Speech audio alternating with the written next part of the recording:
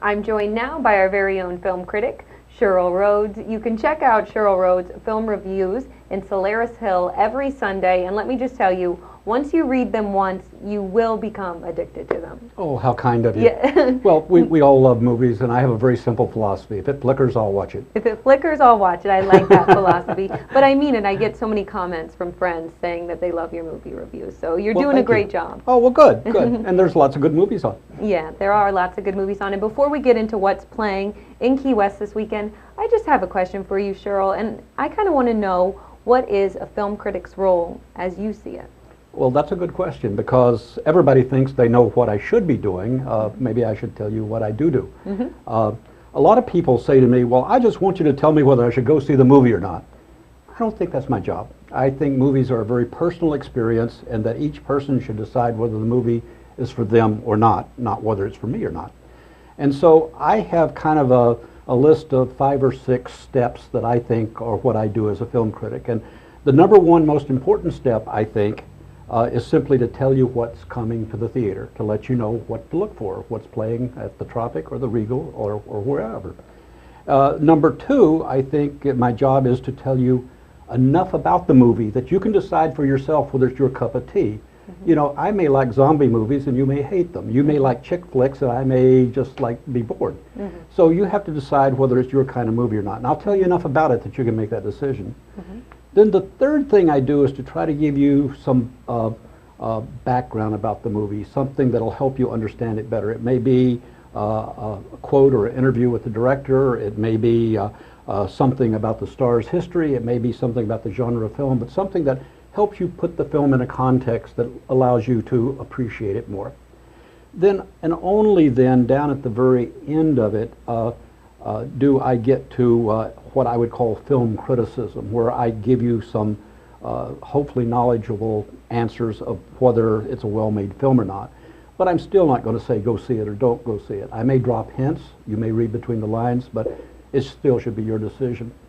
And the other thing that I do that people either like or hate is I try to personalize the film reviews, because I want the readers to think of it as a local film review, not a canned film review from the Associated Press or something, that they know it's somebody just like them, somebody here in Key West who's giving you an opinion, and personalize it more, because I think films are a personal thing. They're personal to me, and I try to write my reviews deliberately in a colloquial English, just like you and I were sitting down over a cup of coffee talking about a movie we just seen. And you do so great at it. You do.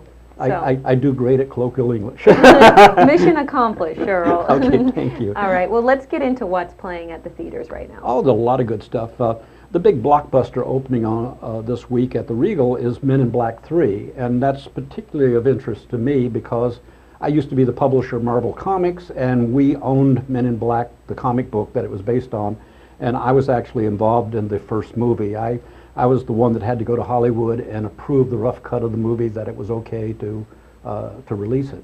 And so I was hanging out with Tommy Lee Jones and Will Smith and what have you. Yeah. And this is an interesting movie because it's 10 years after the last movie. It's the third in the series so far. And in it, Will Smith discovers that something's changed about the world. The Tommy Lee Jones character is not there.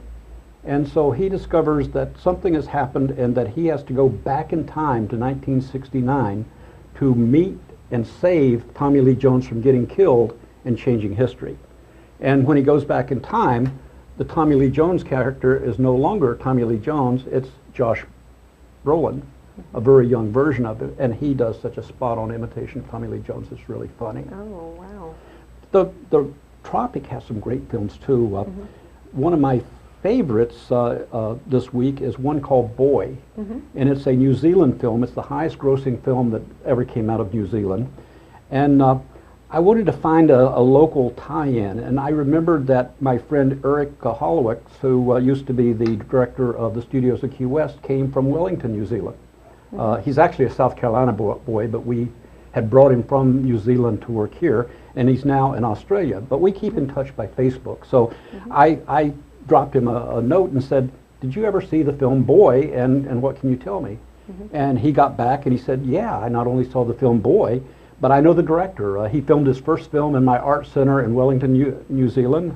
His name is Taka Waititi.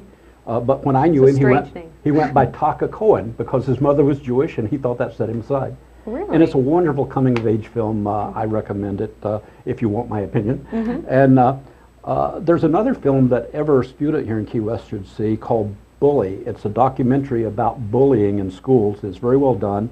And John Padgett, the former superintendent of schools, he's underwriting it. He's made a donation so that every student and school administrator can get in for $3 Oh, to see it. That's So a great deal. Great deal. Well, check that out, everyone, and check out Men in Black 3, right? Yes. Better than the other two. I think so. You think so? Okay. Well, thank you for sharing Well- what's going on at the movies this weekend and kind of talking with us about a role of a film critic Okay, as well- you see it. Always fun. We'll have you back, and again, check out Cheryl's movie reviews in Solaris Hill every Sunday. You don't want to miss them. I'm going to be back after this with Holly Rashine. Don't go away.